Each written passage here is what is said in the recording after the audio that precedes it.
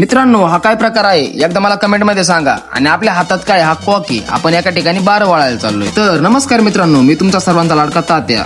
तर आपलं स्वागत आहे आजच्या व्लॉग मध्ये. आता आपण इथं आलोय, पण आता आपल्याला माहितीच नाही कॉक कोणतं वळवायचं आहे. त्याच्यामुळे इथं बार दाबलेलं होतं. म्हणलं आता कॉक वळवलेला आहे, बार दाबलेलं आहे. मग वरती काय रे बघा कशा पाड लागलाय.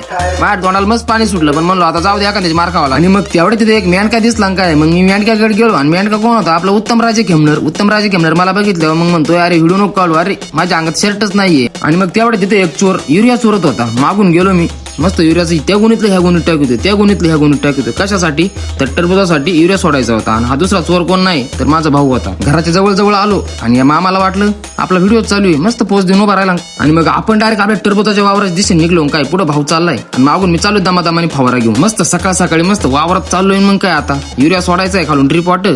मग आपल्या अंगात काय आता शेतकरी म्हणल्यावर बळ असणारच ना. आणि तेवढ्यात हा भाऊ इथं बादलीत युरिया खरत होता आणि मी निवांत एका साईडला बसलो. म्हणलं भाऊ तो चालू दे. तोवर मी बसलो आणि तेवढे त्याला लहानपणी दिवस आठवले. काय नुसतं गुळण्याच बारिंग काय त्या नळीला. अरे भाऊ काय खेळत बसलाय म्हणलो. मग ते पा कसा कमी जास्त. अरे म्हणलो भाऊ खेळू नको, आपल्या घरी जायचं टाइम झाला. मित्रांनो, आजचा ब्लॉग चांगला वाटला असेल तर लाईक कमेंट करा, शेअर आणि आपले 10,000 फॉलोअर्स लवकर करा. धन्यवाद मित्रांनो, तुमचाच लाडका तात्या.